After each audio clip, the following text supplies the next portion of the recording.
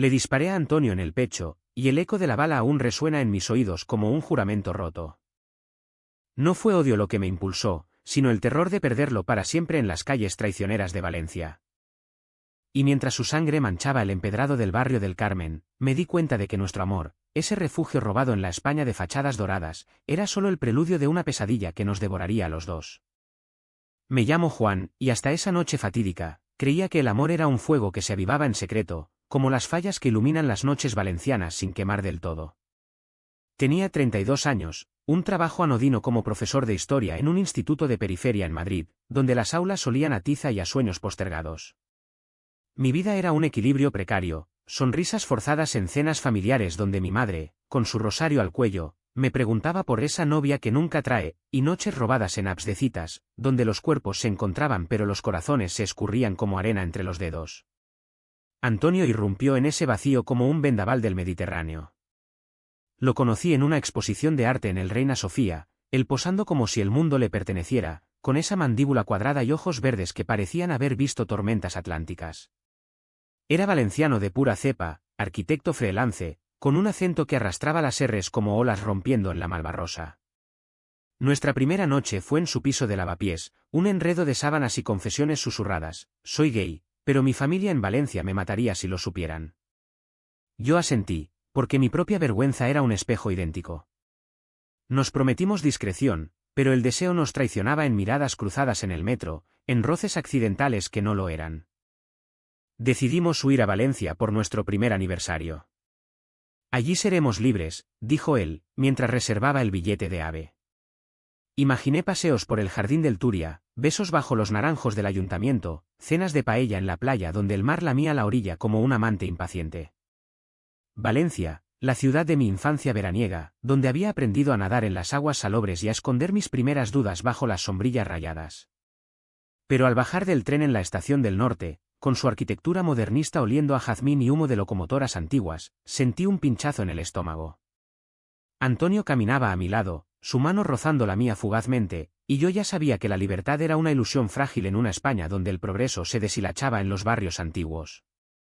Nuestra primera semana fue un idilio fingido. Alquilamos un ático en el Rusafa, con balcón que daba a calles empedradas llenas de grafitis y bares con terrazas abarrotadas de jóvenes que reían sin culpas aparentes. De día, explorábamos el mercado central, donde el aroma de mariscos frescos se mezclaba con el de las naranjas valencianas, y Antonio me contaba historias de su abuelo, un falangista que había quemado libros en la posguerra. La homofobia no es nueva aquí, Juan. Es como el fango bajo el asfalto, siempre listo para salpicar. Yo reía, nervioso, comprando langostinos y fingiendo que éramos solo dos amigos en vacaciones. De noche, en la cama con vistas a las luces parpadeantes del puerto, nos entregábamos sin palabras. Sus manos, callosas de tanto dibujar planos, trazaban mapas en mi piel, mi boca exploraba las cicatrices que él atribuía a accidentes de infancia, pero que yo sospechaba eran marcas de una juventud reprimida. Te quiero, murmuraba él contra mi cuello, y yo repetía el mantra, ignorando el vacío que crecía en mi pecho. ¿Y si esto era todo? ¿Un paréntesis antes de volver a las jaulas de Madrid y Valencia? Pero el VKCH empezó a filtrarse como humedad en las paredes antiguas. Antonio recibía llamadas a horas intempestivas, su voz bajando a un susurro tenso mientras se encerraba en el baño. Es mi hermano, decía después, con los ojos huidizos. Su familia vivía en un pueblo a las afueras, en la huerta valenciana, donde los campos de naranjos se extendían como un tapiz verde bajo el sol implacable. Eran católicos devotos, con misas dominicales y fotos de la Virgen de los Desamparados en cada habitación. Antonio había sido el hijo pródigo, el que se fue a la capital a estudiar, el que enviaba postales pero nunca volvía. Me esperan para la cena del domingo, me confesó una tarde, mientras caminábamos por el puente de la Trinidad, el río seco del Turia serpenteando bajo nosotros como una cicatriz urbana. Ven conmigo. Solo como amigo. Dudé, el corazón latiéndome como un tambor de Semana Santa. ¿Y si veían en mis ojos lo que no podíamos ocultar? Pero accedí, porque el amor es esa estupidez noble que nos hace caminar hacia el fuego. La cena fue en una masía restaurada, con paredes encaladas y un patio interior donde las bugambillas trepaban como venas púrpuras. La familia al completo, su madre, Carmen, con el delantal manchado de alioli y una sonrisa que no llegaba a los ojos, su padre, Miguel, un exmarino con manos como remos y un bigote que ocultaba juicios silenciosos, y el hermano menor, Pablo, un tipo fornido que trabajaba en la cooperativa de cítricos y me miró como si yo fuera una fruta madura a punto de pudrirse. «Juan, ¿de Madrid? ¿Qué te trae por aquí?», preguntó Pablo, sirviéndome vino de la casa, espeso y tinto como sangre. «Historia. Me apasiona Valencia, su pasado republicano», respondí, y Antonio me apretó la rodilla bajo la mesa, un gesto de advertencia o de consuelo. La conversación fluyó como el agua de una acequia, chismes del pueblo, quejas del precio de las naranjas, y luego, inevitable, las indirectas. «Antonio, ¿cuándo nos traes a una novia?» «Tu madre quiere nietos», soltó Miguel, cortando un trozo de cabrito asado. El silencio cayó como una guillotina. Antonio carraspeó: «Pronto, papá. Las cosas van lentas». Yo tragué saliva, el plato humeante ante mí convirtiéndose en cenizas en mi boca. Carmen me sirvió más ensalada, sus ojos escrutándome. «¿Tú estás casado, hijo?» «La familia es lo primero, ¿no?». Asentí, mintiendo con la boca llena, mientras por dentro algo se resquebrajaba. Esa noche, de vuelta en el ático, Antonio se derrumbó en mis brazos. «No puedo más, Juan. Cada visita es una puñalada. Quiero decírselo todo, pero...». Lo besé para callarlo, pero el veneno ya estaba inyectado. Los días siguientes fueron una danza de sombras. Salíamos de noche al barrio del Carmen, con sus callejones laberínticos iluminados por faroles de hierro forjado, donde bares como el Café de las Horas servían gin tonics en copas de cristal tallado y la gente bailaba salsa con una despreocupación que me hería. Antonio se soltaba allí, su mano en mi cintura mientras pedíamos cañas, pero siempre volvía la cabeza, como si esperara que un fantasma lo alcanzara. Una noche, en la Plaza de la Virgen, bajo la catedral gótica que se erguía como un dedo acusador hacia el cielo estrellado, discutimos por primera vez. «Deja de mirar atrás». «Somos hombres o ratones», le espeté, la cerveza agria en mi lengua. Él se giró, los ojos llameantes. «Fácil para ti, madrileño. Tú huiste de tu familia hace años. Yo vivo con esta soga al cuello». Me quedé helado, el bullicio de los turistas riendo a nuestro alrededor como un coro burlón. Regresamos en silencio, el taxi oliendo a cuero viejo y a mar lejano. En la cama, el sexo fue violento, un desahogo de frustraciones, uñas clavándose en espaldas, gemidos ahogados que sonaban a súplicas. Al amanecer, con el sol filtrándose por las persianas como cuchillos de luz, Antonio confesó: «Hay algo más. Mi hermano Pablo. ¿Sabe? Me vio una vez, en Madrid, con un tipo. Me amenazó: si lo dices, te mato». El mundo se inclinó. Yo, que había enterrado mi propia verdad bajo capas de normalidad, sentí el pánico como un puño en el pecho. ¿Huir? ¿Enfrentarlo? Valencia, con su fachada de fiesta eterna, se convertía en una trampa de azulejos y secretos. La densa opresión se acumuló como la niebla de la Albufera en invierno. Antonio se volvió distante, revisando el móvil cada 5 minutos, saltando ante cualquier ruido en la escalera. Yo intentaba anclarlo, cocinábamos fideuá en la cocina diminuta, el azafrán tiñendo el caldo de oro líquido, y hablábamos de futuros imposibles: una casa en el Grao, con vistas al puerto donde los barcos faenaban atunes. Pero sus silencios eran grietas que se ensanchaban. Una tarde, mientras paseábamos por las torres de Serranos, las murallas medievales que custodiaban la entrada a la ciudad como guardianes mudos, lo pillé llorando en un banco apartado. «Pablo me ha escrito. Quiere verme solo. Dice que tiene pruebas de lo nuestro». Su voz era un hilo, tembloroso como las hojas de los plátanos en el viento. Lo abracé, pero mi mente galopaba. ¿Pruebas? ¿Fotos? ¿Grabaciones? La España que yo conocía, la de bodas igualitarias y orgullo en Chueca, se desmoronaba ante la realidad cruda de los pueblos, donde el machismo se enraizaba como las higueras en la tierra seca. «No vayas», le supliqué. Él negó con la cabeza: «Si no, irá a por ti. Eres el amigo perfecto para joderme». Esa noche, el insomnio nos devoró. Yo fumaba en el balcón, el humo mezclándose con el aroma de jazmín de los patios vecinos, mientras Valencia dormía bajo una luna gibosa que parecía observarnos con indiferencia. El sacrificio se volvía rutina, mentiras a mi madre por teléfono, todo bien, solo turismo, y promesas a Antonio de que lo protegería, aunque mi propio coraje era una ilusión frágil. El punto de quiebre llegó un viernes de lluvia torrencial, cuando el cielo valenciano se abrió como una herida. Habíamos planeado un día en la playa de la Malvarrosa, pero el aguacero nos confinó al ático, donde el goteo del tejado sonaba como un reloj contando horas robadas. Antonio recibió la llamada a mediodía, ven ahora, o le mando las fotos a papá. Su rostro palideció, los huesos afilados bajo la piel como en un cuadro de Goya. Voy solo, insistió, pero yo lo seguí, el corazón martilleándome contra las costillas. Tomamos un taxi hasta las afueras, hacia la huerta donde los canales de riego serpenteaban entre chufas y alcachofas, el agua hinchada por la tormenta. Pablo esperaba en un almacén abandonado de la cooperativa, un caserón de hormigón agrietado con olor a fertilizantes y podredumbre. «Mira quién viene».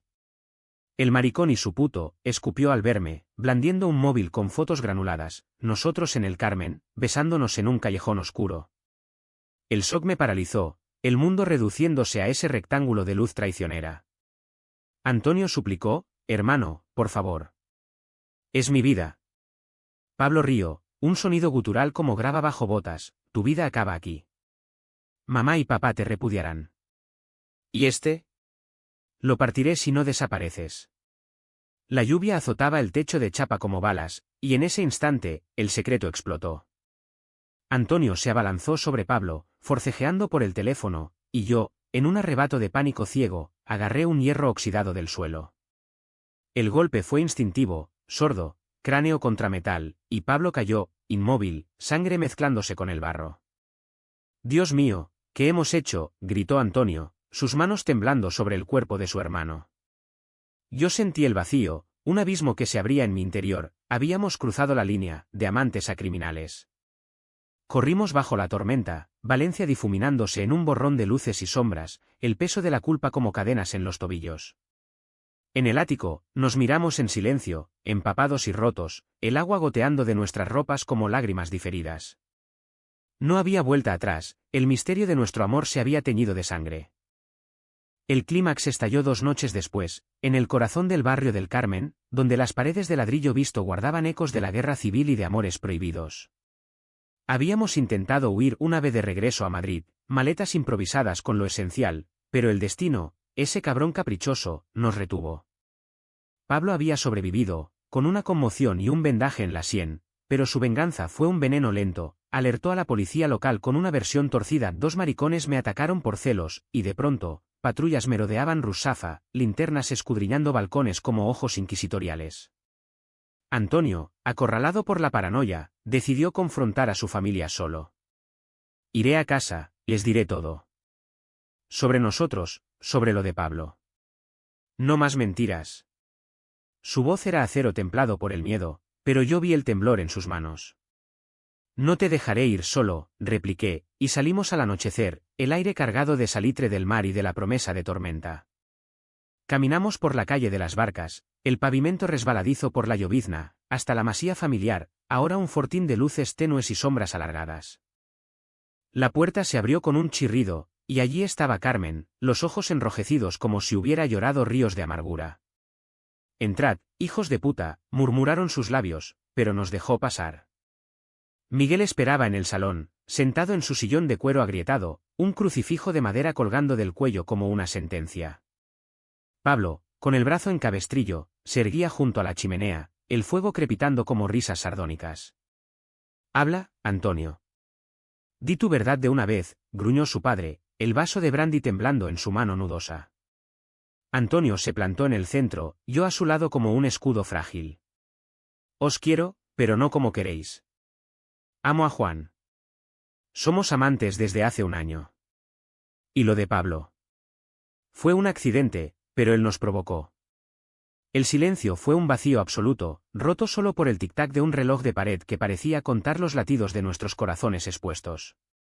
Miguel se levantó despacio, su rostro una máscara de decepción petrificada. «Eres una vergüenza. Un pecado contra Dios y contra esta casa». Pablo escupió al suelo, «Te lo dije, hermano. Maricón de mierda». Carmen sollozó, cubriéndose la cara, pero en sus ojos vi no solo dolor, sino una rendija de comprensión rota. Yo, que había guardado silencio toda mi vida, sentí la rabia estallar como una ola en Cullera. ¿Basta? Vuestro odio es el verdadero crimen. Antonio no es vuestro trofeo, es un hombre que ama, y eso os aterra porque os obliga a mirar vuestras propias cadenas. Mi voz resonó, cruda y ronca, el primer grito de verdad que soltaba en años. Antonio me miró, lágrimas surcando sus mejillas, y en ese instante, nos unimos en una alianza inquebrantable, no huyendo, sino enfrentando. Miguel avanzó, el puño alzado, pero Antonio se interpuso, tócame, y me voy para siempre. Con Juan o sin él. El viejo titubeó, el fuego iluminando las arrugas de una vida de rigidez, y cayó de rodillas, un sollozo gutural escapando de su garganta. No fue un estruendo de gritos, sino un quiebre silencioso, el patriarca derrumbado, la madre extendiendo una mano temblorosa hacia su hijo. Pablo maldijo y salió dando un portazo, la puerta vibrando como un trueno lejano. Nosotros nos quedamos, exhaustos, el aire espeso de confesiones y de un amor que, por fin, respiraba sin máscaras. Valencia, testigo muda, nos devolvía el pulso a través de sus venas de piedra. En las semanas que siguieron al estallido, el precio de la verdad se cobró en monedas de aislamiento y arrepentimiento. Miguel no nos echó, pero su orgullo herido se tradujo en silencios ensordecedores, comidas donde el plato de Antonio quedaba intacto, paseos por la huerta donde el padre caminaba solo, mascullando plegarias al viento que mecía los naranjos. Carmen, en cambio, se volvió un puente frágil, dejaba notas en la cocina: come, hijo, el cuerpo no perdona, y una noche, mientras lavaba los platos con manos encallecidas por décadas de faena, me confesó en un susurro: siempre lo supe, Juan. Pero el miedo. El miedo es un ladrón que roba familias. Sus ojos, surcados de arrugas como surcos en la tierra valenciana, brillaban con un perdón a medio cocer. Pablo desapareció por días, trabajando turnos dobles en la cooperativa, pero cuando volvió, fue con una disculpa torpe, una caja de naranjas maduras dejada en la puerta del ático, sin nota, solo el aroma cítrico como ofrenda muda. Antonio lo llamó, y hablaron durante horas en el patio, voces subiendo y bajando como las mareas del Golfo. Me equivoqué, hermano. El odio me cegó, admitió Pablo al final, y aunque no todo se arregló, las fotos fueron borradas, pero las cicatrices quedaban, un hilo se rehizo, tenso pero entero. Para mí, la curación fue un río subterráneo, lento y erosionador. Volví a Madrid por unos días, a dimitir de mi puesto en el instituto: necesito un cambio, mentí al director, y al regresar a Valencia, Antonio y yo alquilamos un piso propio en el Cabanyal, el barrio marinero donde las casas de colores chillones se apiñaban junto al mar. Allí, con el rumor de las olas filtrándose por las ventanas salobres, empecé a escribir, no memorias, sino cartas a mi propia familia, confesiones que envié por correo, selladas con el valor que Antonio me había inyectado. Mi madre respondió con una postal de la Almudena: hijo, el amor no elige forma. Ven cuando quieras. No fue un triunfo rutilante, sino una paz ganada a pulso, como las fallas que se queman para renacer de las cenizas. Antonio encontró trabajo en un estudio de arquitectura ecológica, diseñando huertos urbanos que devolvían vida a la ciudad concreta. Nuestras noches eran ahora de conversaciones profundas, no de secretos, planes de viajes a Formentera, de adoptar un perro mestizo del refugio. El sexo se volvió tierno, exploratorio, sin la urgencia de lo prohibido. Pero el precio persistía en ecos. Miguel, consumido por la culpa, empezó a asistir a terapia en la parroquia, sus manos temblorosas al servir el café dominical. Pablo, redimido a medias, nos invitó a un partido del Valencia CF, y allí, en el rugido del Mestalla, compartimos cervezas y risas forzadas que poco a poco se volvieron genuinas. Hoy, un año después, camino por la Malvarrosa con Antonio a mi lado, su mano entrelazada con la mía sin disimulo, el sol de mediodía calentando la arena como un bálsamo. Valencia nos ha marcado, sus puentes reconstruidos sobre ríos secos, sus fiestas donde el fuego purga lo viejo. Hemos sobrevivido no intactos, sino transformados, con grietas que dejan pasar la luz. ¿Valió la pena el misterio, la sangre, el quiebre? Me detengo ante el mar, infinito y clemente, y le pregunto a Antonio: ¿y si hubiéramos huido antes? Él sonríe, ese gesto que aún me desarma, y responde: entonces no seríamos nosotros. El horizonte se funde en azul, y en ese instante, el amor no es una lucha, sino un puerto donde, por fin, hemos echado anclas. Pero en las noches de insomnio, Cuando el viento del levante aúlla contra las persianas, me pregunto, ¿cuántos secretos aún duermen en las sombras de esta España dorada, esperando su bala? Le disparé a Antonio en el pecho, y el eco de la bala aún resuena en mis oídos como un juramento roto. No fue odio lo que me impulsó, sino el terror de perderlo para siempre en las calles traicioneras de Valencia. Y mientras su sangre manchaba el empedrado del barrio del Carmen, me di cuenta de que nuestro amor, ese refugio robado en la España de fachadas doradas, era solo el preludio de una pesadilla que nos devoraría a los dos. Me llamo Juan, y hasta esa noche fatídica, creía que el amor era un fuego que se avivaba en secreto, como las fallas que iluminan las noches valencianas sin quemar del todo. Tenía 32 años, un trabajo anodino como profesor de historia en un instituto de periferia en Madrid, donde las aulas olían a tiza y a sueños postergados. Mi vida era un equilibrio precario, sonrisas forzadas en cenas familiares donde mi madre, con su rosario al cuello, me preguntaba por esa novia que nunca trae, y noches robadas en apps de citas, donde los cuerpos se encontraban pero los corazones se escurrían como arena entre los dedos. Antonio irrumpió en ese vacío como un vendaval del Mediterráneo. Lo conocí en una exposición de arte en el Reina Sofía, él posando como si el mundo le perteneciera, con esa mandíbula cuadrada y ojos verdes que parecían haber visto tormentas atlánticas. Era valenciano de pura cepa, arquitecto freelance, con un acento que arrastraba las R's como olas rompiendo en la Malvarrosa. Nuestra primera noche fue en su piso de lavapiés, un enredo de sábanas y confesiones susurradas. Soy gay, pero mi familia en Valencia me mataría si lo supieran. Yo asentí, porque mi propia vergüenza era un espejo idéntico. Nos prometimos discreción, pero el deseo nos traicionaba en miradas cruzadas en el metro, en roces accidentales que no lo eran. Decidimos huir a Valencia por nuestro primer aniversario. Allí seremos libres, dijo él, mientras reservaba el billete de AVE. Imaginé paseos por el jardín del Turia, besos bajo los naranjos del ayuntamiento, cenas de paella en la playa donde el mar lamía la orilla como un amante impaciente. Valencia, la ciudad de mi infancia veraniega, donde había aprendido a nadar en las aguas salobres y a esconder mis primeras dudas bajo las sombrillas rayadas. Pero al bajar del tren en la estación del norte, con su arquitectura modernista oliendo a jazmín y humo de locomotoras antiguas, sentí un pinchazo en el estómago. Antonio caminaba a mi lado, su mano rozando la mía fugazmente, y yo ya sabía que la libertad era una ilusión frágil en una España donde el progreso se deshilachaba en los barrios antiguos. Nuestra primera semana fue un idilio fingido. Alquilamos un ático en el Russafa, con balcón que daba a calles empedradas llenas de grafitis y bares con terrazas abarrotadas de jóvenes que reían sin culpas aparentes. De día, explorábamos el mercado central, donde el aroma de mariscos frescos se mezclaba con el de las naranjas valencianas, y Antonio me contaba historias de su abuelo, un falangista que había quemado libros en la posguerra. La homofobia no es nueva aquí, Juan. Es como el fango bajo el asfalto, siempre listo para salpicar. Yo reía, nervioso, comprando langostinos y fingiendo que éramos solo dos amigos en vacaciones. De noche, en la cama con vistas a las luces parpadeantes del puerto, nos entregábamos sin palabras.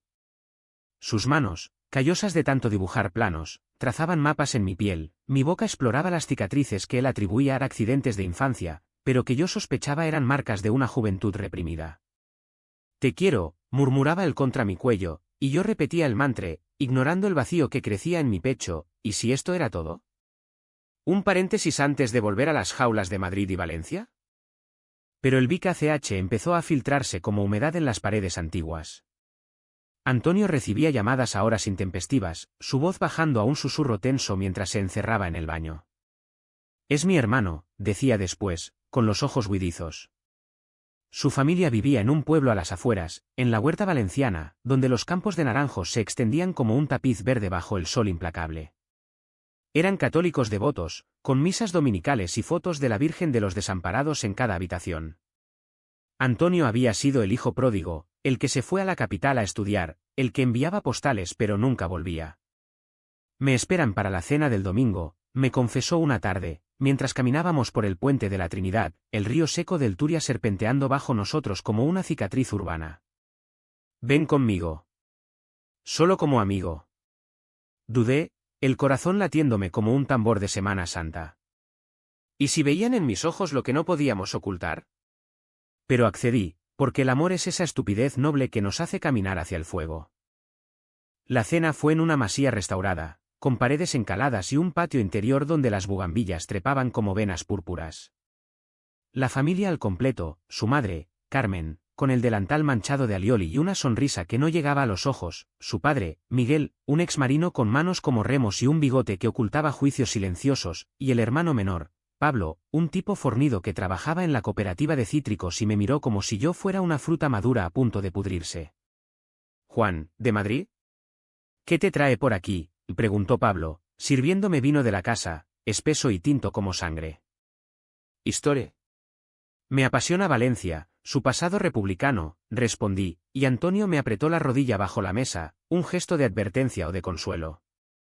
La conversación fluyó como el agua de una acequia, chismes del pueblo, quejas del precio de las naranjas, y luego, inevitable, las indirectas. «Antonio, ¿cuándo nos traes a una novia?» «Tu madre quiere nietos», soltó Miguel, cortando un trozo de cabrito asado. El silencio cayó como una guillotina. Antonio carraspeó: «Pronto, papá. Las cosas van lentas». Yo tragué saliva, el plato humeante ante mí convirtiéndose en cenizas en mi boca. Carmen me sirvió más ensalada, sus ojos escrutándome. «¿Tú estás casado, hijo?» «La familia es lo primero, ¿no?». Asentí, mintiendo con la boca llena, mientras por dentro algo se resquebrajaba. Esa noche, de vuelta en el ático, Antonio se derrumbó en mis brazos. «No puedo más, Juan. Cada visita es una puñalada. Quiero decírselo todo, pero...». Lo besé para callarlo, pero el veneno ya estaba inyectado. File 2, Sombras en la huerta, aproximadamente 980 palabras. Continuación, las grietas se profundizan, la opresión acumulada, hasta la discusión en la Plaza de la Virgen y la confesión sobre Pablo. Los días siguientes fueron una danza de sombras. Salíamos de noche al barrio del Carmen, con sus callejones laberínticos iluminados por faroles de hierro forjado, donde bares como el Café de las Horas servían gin tonics en copas de cristal tallado y la gente bailaba salsa con una despreocupación que me hería. Antonio se soltaba allí, su mano en mi cintura mientras pedíamos cañas, pero siempre volvía la cabeza, como si esperara que un fantasma lo alcanzara. Una noche, en la Plaza de la Virgen, bajo la catedral gótica que se erguía como un dedo acusador hacia el cielo estrellado, discutimos por primera vez. «Deja de mirar atrás». «Somos hombres o ratones», le espeté, la cerveza agria en mi lengua. Él se giró, los ojos llameantes. «Fácil para ti, madrileño. Tú huiste de tu familia hace años. Yo vivo con esta soga al cuello». Me quedé helado, el bullicio de los turistas riendo a nuestro alrededor como un coro burlón. Regresamos en silencio, el taxi oliendo a cuero viejo y a mar lejano. En la cama, el sexo fue violento, un desahogo de frustraciones, uñas clavándose en espaldas, gemidos ahogados que sonaban a súplicas. Al amanecer, con el sol filtrándose por las persianas como cuchillos de luz, Antonio confesó: «Hay algo más. Mi hermano Pablo. ¿Sabe? Me vio una vez, en Madrid, con un tipo. Me amenazó: si lo dices, te mato». El mundo se inclinó. Yo, que había enterrado mi propia verdad bajo capas de normalidad, sentí el pánico como un puño en el pecho. ¿Huir? ¿Enfrentarlo? Valencia, con su fachada de fiesta eterna, se convertía en una trampa de azulejos y secretos. La densa opresión se acumuló como la niebla de la Albufera en invierno. Antonio se volvió distante, revisando el móvil cada 5 minutos, saltando ante cualquier ruido en la escalera. Yo intentaba anclarlo, cocinábamos fideuá en la cocina diminuta, el azafrán tiñendo el caldo de oro líquido, y hablábamos de futuros imposibles: una casa en el Grao, con vistas al puerto donde los barcos faenaban atunes. Pero sus silencios eran grietas que se ensanchaban. Una tarde, mientras paseábamos por las torres de Serranos, las murallas medievales que custodiaban la entrada a la ciudad como guardianes mudos, lo pillé llorando en un banco apartado. «Pablo me ha escrito. Quiere verme solo. Dice que tiene pruebas de lo nuestro». Su voz era un hilo, tembloroso como las hojas de los plátanos en el viento. Lo abracé, pero mi mente galopaba. ¿Pruebas? ¿Fotos? ¿Grabaciones? La España que yo conocía, la de bodas igualitarias y orgullo en Chueca, se desmoronaba ante la realidad cruda de los pueblos, donde el machismo se enraizaba como las higueras en la tierra seca. «No vayas», le supliqué. Él negó con la cabeza, si no, irá a por ti. Eres el amigo perfecto para joderme. Esa noche, el insomnio nos devoró. Yo fumaba en el balcón, el humo mezclándose con el aroma de jazmín de los patios vecinos, mientras Valencia dormía bajo una luna gibosa que parecía observarnos con indiferencia. El sacrificio se volvía rutina, mentiras a mi madre por teléfono, todo bien, solo turismo, y promesas a Antonio de que lo protegería, aunque mi propio coraje era una ilusión frágil. Intentamos normalizarlo con rutinas forzadas. Mañanas en el mercado de Colón, comprando croissants y zumo de naranja recién exprimida, donde el sol entraba a raudales por las vidrieras Art Nouveau, pintando el suelo de mosaicos en tonos ámbar. Antonio dibujaba croquis en una libreta, sus lápices rasgando el papel como si pudiera borrar las líneas de su vida dividida. Mira, Juan, un parque lineal en el Turia con zonas para parejas, decía, señalando un diseño donde bancos curvados invitaban a la intimidad. Yo sonreía, pero el nudo en mi garganta crecía. Por las tardes, nos perdíamos en la ciudad de las artes y las ciencias, esas estructuras futuristas de Calatrava que brillaban como promesas de progreso bajo el cielo valenciano. Dentro del oceanográfico, entre tiburones nadando en acuarios azules y pingüinos graznando en islas artificiales, nos tomábamos de la mano en rincones oscuros, el agua filtrada susurrando absoluciones. Pero al salir, la realidad nos azotaba, un grupo de abuelos en el puente de Eleas Sud de Eleor, murmurando maricones al vernos demasiado cerca. Antonio apretaba la mandíbula, yo fingía no oír, pero cada dardo se clavaba más hondo, alimentando una rabia sorda que me hacía cuestionar, ¿por qué diablos nos castigamos así? Una noche, el colapso llegó disfrazado de fiesta. Habíamos ido a las fiestas del Carmen, con sus verbenas en las plazas donde guitarras rasgueaban bulerías y el aire olía a pólvora de petardos y a sudor colectivo. Bailamos, o lo intentamos, en un corro de desconocidos, sus cuerpos chocando contra los nuestros en un caos eufórico. Pero Pablo apareció como un espectro, alto, con una camiseta ajustada que marcaba sus músculos de jornalero, y una sonrisa lobuna. «Hermano». «¿Y tu amigo?», gritó por encima de la música, su aliento anís. Antonio se tensó, yo me aparté un paso, pero él nos arrastró a una mesa improvisada, sirviendo chupitos de herbero. «Brindemos por la familia», dijo Pablo, sus ojos fijos en mí como si midiera un corte de carne. La conversación viró a lo inevitable. «Antonio, ¿sigues soltero? Mamá reza por ti cada noche». El veneno era sutil, pero cortante. Antonio bebió en silencio, yo intervine, el amor llega cuando menos lo esperas. Pablo rió, un sonido que erizó mi piel, sí, pero en Valencia, esperamos mujeres, no caprichos madrileños. El insulto colgó en el aire, y Antonio explotó, «Cállate, joder. ¿Qué sabes tú de mis caprichos?» Pablo se levantó, la silla raspando el empedrado, sé lo suficiente para que papá te desherede. Se fue, dejando un rastro de humo de cigarro, y nosotros nos quedamos allí, el jolgorio a nuestro alrededor convirtiéndose en ruido blanco. De vuelta al ático, Antonio vomitó en el fregadero, no por el alcohol, sino por la bilis acumulada. «Es insoportable, Juan. Cada palabra es un latigazo».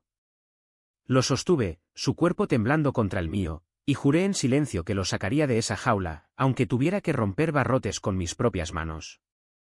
La densa opresión se acumuló como la niebla de la Albufera en invierno. Antonio se volvió distante, revisando el móvil cada 5 minutos, saltando ante cualquier ruido en la escalera. Yo intentaba anclarlo, cocinábamos fideuá en la cocina diminuta, el azafrán tiñendo el caldo de oro líquido, y hablábamos de futuros imposibles, una casa en el Grao, con vistas al puerto donde los barcos faenaban atunes. Pero sus silencios eran grietas que se ensanchaban. Una tarde, mientras paseábamos por las torres de Serranos, las murallas medievales que custodiaban la entrada a la ciudad como guardianes mudos, lo pillé llorando en un banco apartado. «Pablo me ha escrito. Quiere verme solo. Dice que tiene pruebas de lo nuestro». Su voz era un hilo, tembloroso como las hojas de los plátanos en el viento. Lo abracé, pero mi mente galopaba. ¿Pruebas? ¿Fotos? ¿Grabaciones? La España que yo conocía, la de bodas igualitarias y orgullo en Chueca, se desmoronaba ante la realidad cruda de los pueblos, donde el machismo se enraizaba como las higueras en la tierra seca. «No vayas», le supliqué. Él negó con la cabeza, «si no, irá a por ti. Eres el amigo perfecto para joderme». Esa noche, el insomnio nos devoró. Yo fumaba en el balcón, el humo mezclándose con el aroma de jazmín de los patios vecinos, mientras Valencia dormía bajo una luna gibosa que parecía observarnos con indiferencia. El sacrificio se volvía rutina, mentiras a mi madre por teléfono, todo bien, solo turismo, y promesas a Antonio de que lo protegería, aunque mi propio coraje era una ilusión frágil. El punto de quiebre llegó un viernes de lluvia torrencial, cuando el cielo valenciano se abrió como una herida. Habíamos planeado un día en la playa de la Malvarrosa, pero el aguacero nos confinó al ático, donde el goteo del tejado sonaba como un reloj contando horas robadas. Antonio recibió la llamada a mediodía, ven ahora, o le mando las fotos a papá. Su rostro palideció, los huesos afilados bajo la piel como en un cuadro de Goya. Voy solo, insistió, pero yo lo seguí, el corazón martilleándome contra las costillas. Tomamos un taxi hasta las afueras, hacia la huerta donde los canales de riego serpenteaban entre chufas y alcachofas, el agua hinchada por la tormenta. Pablo esperaba en un almacén abandonado de la cooperativa, un caserón de hormigón agrietado con olor a fertilizantes y podredumbre. «Mira quién viene». El maricón y su puto, escupió al verme, blandiendo un móvil con fotos granuladas, nosotros en el Carmen, besándonos en un callejón oscuro. El shock me paralizó, el mundo reduciéndose a ese rectángulo de luz traicionera. Antonio suplicó, hermano, por favor. Es mi vida. Pablo rió, un sonido gutural como grava bajo botas, tu vida acaba aquí. Mamá y papá te repudiarán. ¿Y este? Lo partiré si no desapareces. La lluvia azotaba el techo de chapa como balas, y en ese instante, el secreto explotó. Antonio se abalanzó sobre Pablo, forcejeando por el teléfono, y yo, en un arrebato de pánico ciego, agarré un hierro oxidado del suelo. El golpe fue instintivo, sordo, cráneo contra metal, y Pablo cayó, inmóvil, sangre mezclándose con el barro. «Dios mío, ¿qué hemos hecho?», gritó Antonio, sus manos temblando sobre el cuerpo de su hermano. Yo sentí el vacío, un abismo que se abría en mi interior, habíamos cruzado la línea, de amantes a criminales. Corrimos bajo la tormenta, Valencia difuminándose en un borrón de luces y sombras, el peso de la culpa como cadenas en los tobillos.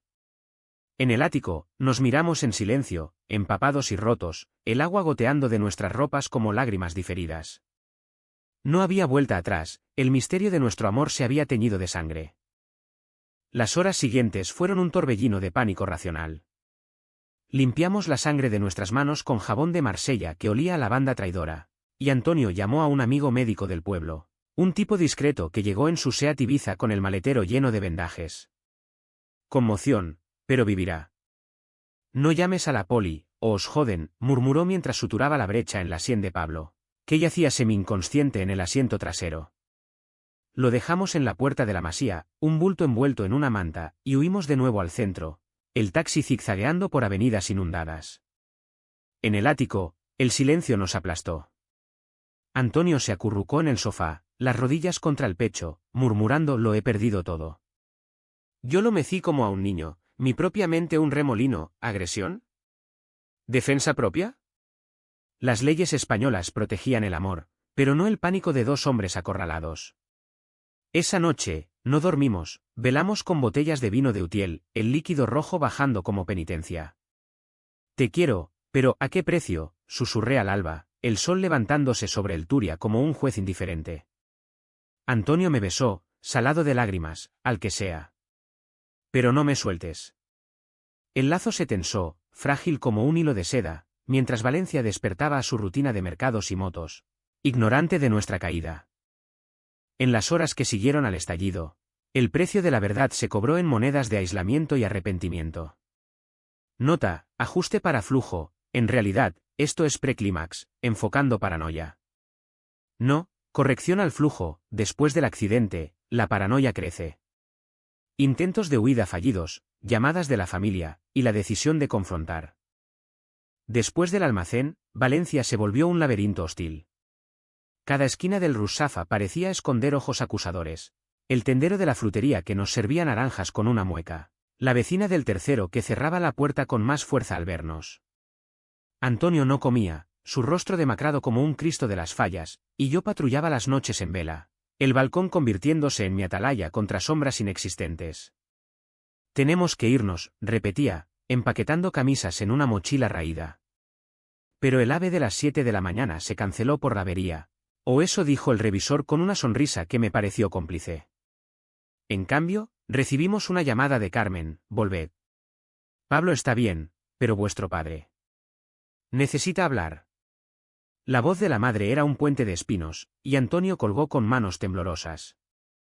Es una trampa, dije, pero él negó: o la enfrentamos, o nos persigue para siempre. Los días intermedios fueron un purgatorio de espera. Paseábamos por el jardín del Turia, el antiguo cauce del río ahora un pulmón verde con ciclistas y jaggers que nos miraban de reojo, como si olieran la culpa en nuestra piel.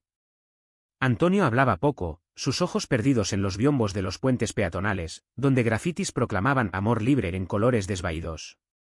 Recuerdo cuando era niño, aquí, soñando con escapar a Madrid, confesó una tarde, sentados en un banco bajo un pino parasol.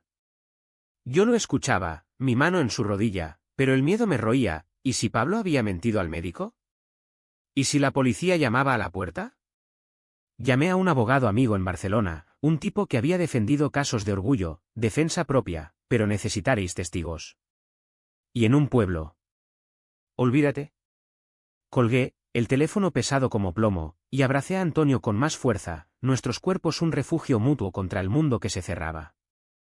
Una noche, el clímax se gestó en una taberna del Carmen, El Negrito, con sus mesas de mármol rayado y retratos de toreros en las paredes. Bebíamos vermú con sifón, el hielo tintineando como nervios expuestos, cuando Pablo entró, el cabestrillo quitado pero una cicatriz fresca cruzando su sien como un rayo. Hablemos como hombres, dijo, sentándose sin invitación. Antonio se tensó, yo pedí otra ronda para ganar tiempo. Lo siento, hermano. Perdí el control, murmuró Antonio, pero Pablo cortó: no es eso.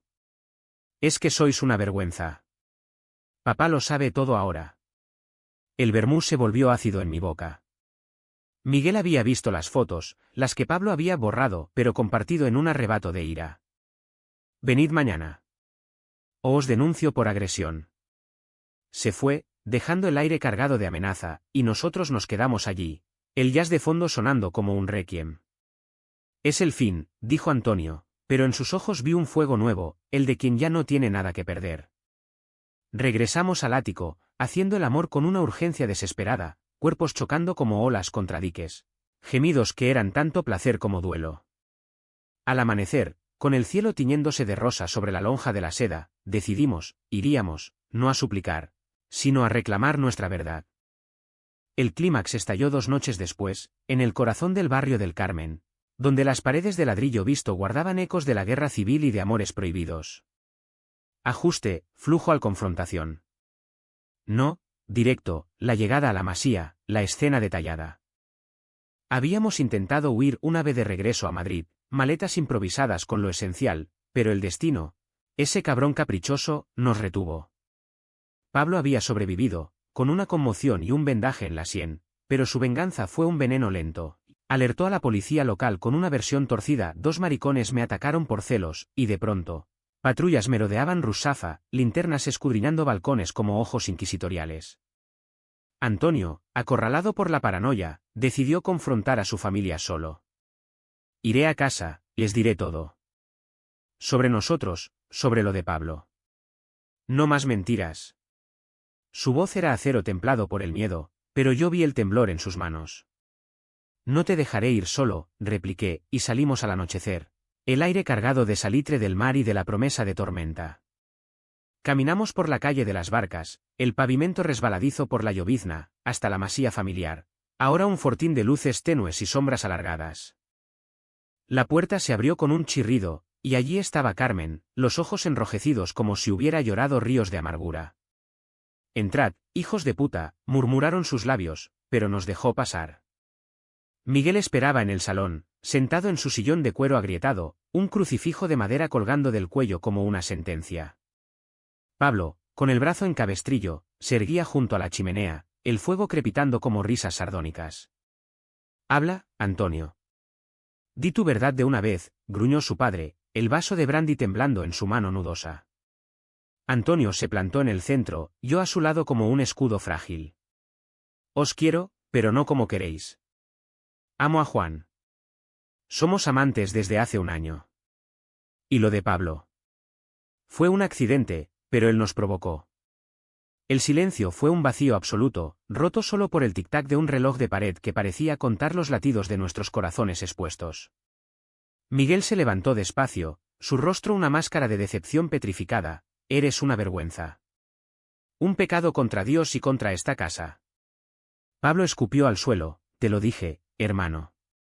Maricón de mierda. Carmen sollozó, cubriéndose la cara, pero en sus ojos vi no solo dolor, sino una rendija de comprensión rota. Yo, que había guardado silencio toda mi vida, sentí la rabia estallar como una ola en cullera. ¿Basta? Vuestro odio es el verdadero crimen. Antonio no es vuestro trofeo, es un hombre que ama, y eso os aterra porque os obliga a mirar vuestras propias cadenas. Mi voz resonó, cruda y ronca, el primer grito de verdad que soltaba en años. Antonio me miró, lágrimas surcando sus mejillas, y en ese instante, nos unimos en una alianza inquebrantable, no huyendo, sino enfrentando. Miguel avanzó, el puño alzado, pero Antonio se interpuso. Tócame, y me voy para siempre. Con Juan o sin él. El viejo titubeó, el fuego iluminando las arrugas de una vida de rigidez, y cayó de rodillas, un sollozo gutural escapando de su garganta. No fue un estruendo de gritos, sino un quiebre silencioso, el patriarca derrumbado, la madre extendiendo una mano temblorosa hacia su hijo. Pablo maldijo y salió dando un portazo, la puerta vibrando como un trueno lejano. Nosotros nos quedamos, exhaustos, el aire espeso de confesiones y de un amor que, por fin, respiraba sin máscaras. Valencia, testigo muda, nos devolvía el pulso a través de sus venas de piedra. La tensión se disipó lentamente, como humo de un cigarro apagado.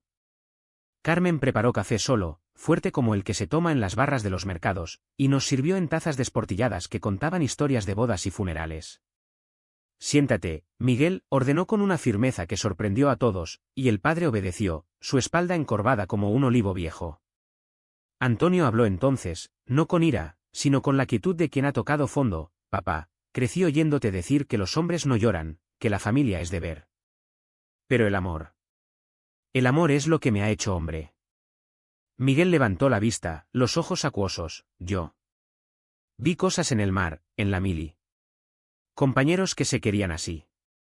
Los llamaban traidores. Pero tú eres mi sangre. Fue lo más cerca de una absolución que tendríamos, un puente tendido sobre el abismo. Pablo regresó al amanecer, oliendo a tabaco y arrepentimiento, y se limitó a un lo siento mascullado antes de subir a su habitación. Nosotros dormimos en el sofá, exhaustos, el calor del fuego lamiendo nuestras pieles como una bendición tardía.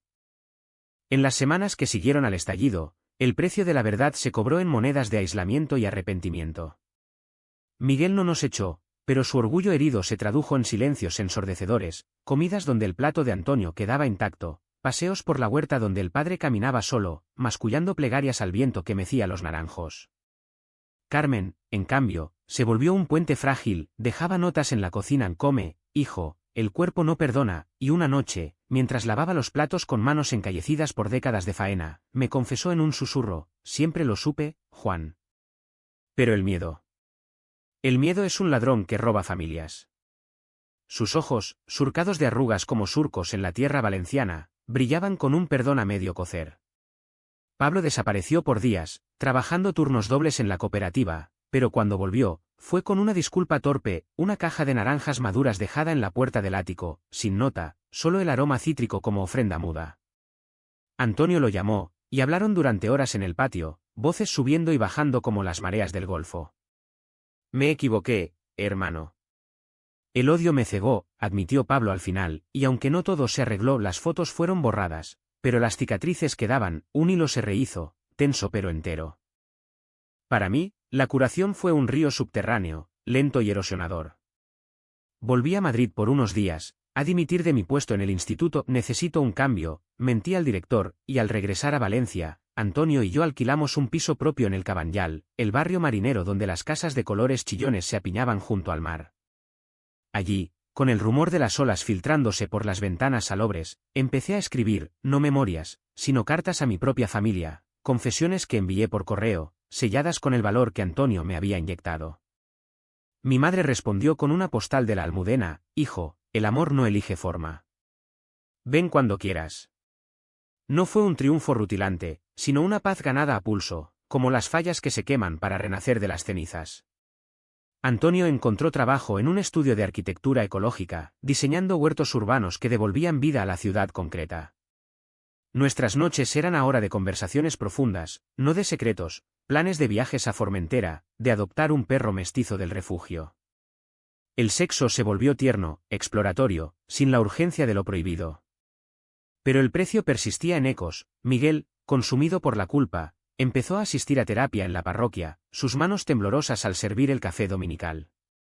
Pablo, redimido a medias, nos invitó a un partido del Valencia CF, y allí, en el rugido del Mestalla, compartimos cervezas y risas forzadas que poco a poco se volvieron genuinas. Hoy, un año después, camino por la Malvarrosa con Antonio a mi lado, su mano entrelazada con la mía sin disimulo, el sol de mediodía calentando la arena como un bálsamo. Valencia nos ha marcado, sus puentes reconstruidos sobre ríos secos, sus fiestas donde el fuego purga lo viejo. Hemos sobrevivido no intactos, sino transformados, con grietas que dejan pasar la luz. ¿Valió la pena el misterio, la sangre, el quiebre? Me detengo ante el mar, infinito y clemente, y le pregunto a Antonio: ¿y si hubiéramos huido antes? Él sonríe, ese gesto que aún me desarma, y responde: entonces no seríamos nosotros. El horizonte se funde en azul, y en ese instante, el amor no es una lucha, sino un puerto donde, por fin, hemos echado anclas. Pero en las noches de insomnio, cuando el viento del levante aúlla contra las persianas, me pregunto: ¿cuántos secretos aún duermen en las sombras de esta España dorada, esperando su bala?